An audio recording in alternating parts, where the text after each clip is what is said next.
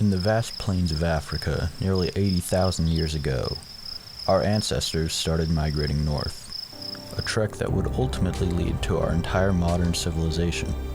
Quite honestly, it's nothing short of a miracle that we have progressed as far as we have in such a short period of time. We are extremely fortunate to be alive here today. So many times, everything could have gone wrong, and so many times, it almost did. Welcome to The Sky is Falling, a podcast about the annihilation of humankind as we know it. In today's episode, I will be taking you on a journey through our closest calls with omnicide, or the extinction of the human species caused by human action. Although this term is not exclusive to nuclear conflict, nuclear weapons have been, and still are, our best bet at destroying ourselves. For now, cough cough, episode 2 foreshadowing cough. So for this reason, today's episode will focus exclusively on our closest calls with nuclear annihilation. Let's rewind to 1945. Although the 2 atomic bombs dropped on Japan marked a dramatic and decisive end to the war, they also sprouted an entirely new kind of fear. A fear of complete annihilation through incompetence.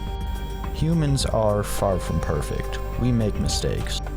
And the fact that now one of those mistakes could cause apocalyptic level events all across the globe made this fear undeniably justified.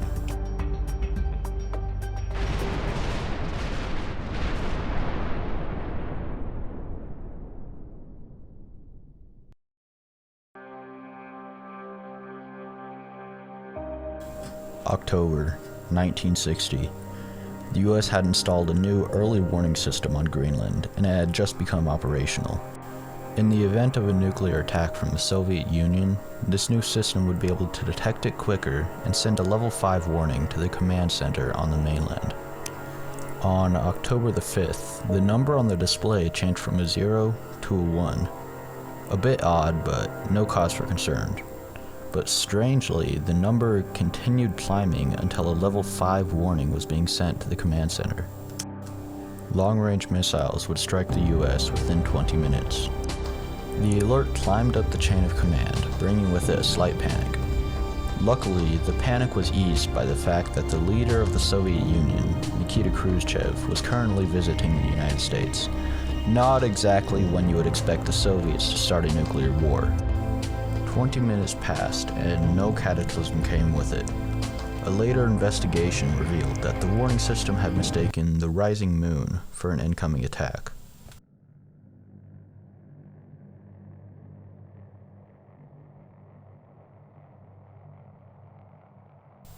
In the early 1960s, tensions between the US and the Soviet Union were higher than ever. This all coalesced in perhaps the most well-known nuclear close call, the Cuban Missile Crisis.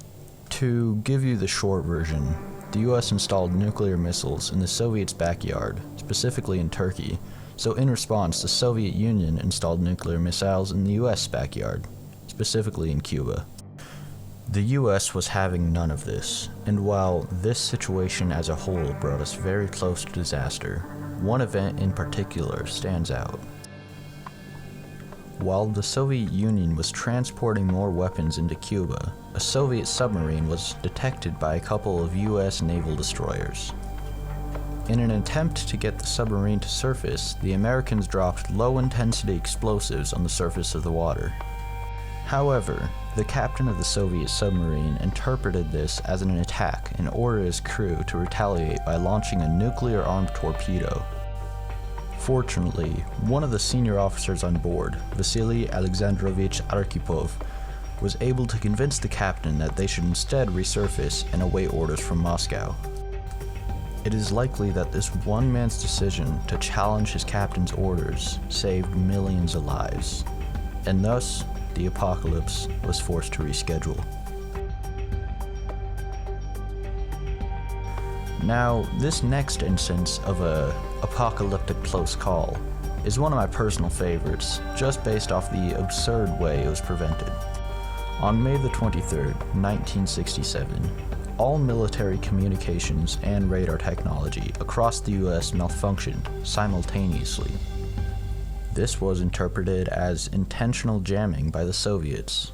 Bomber planes were immediately scrambled in preparation for an attack.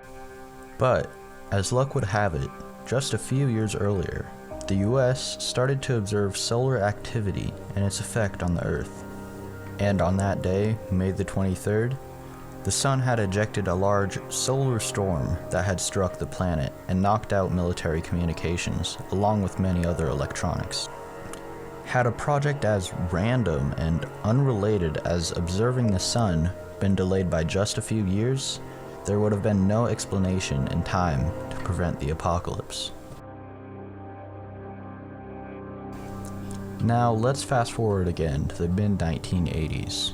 On the morning of September 26, 1983, the early warning system just outside of Moscow was awoken by an alarm.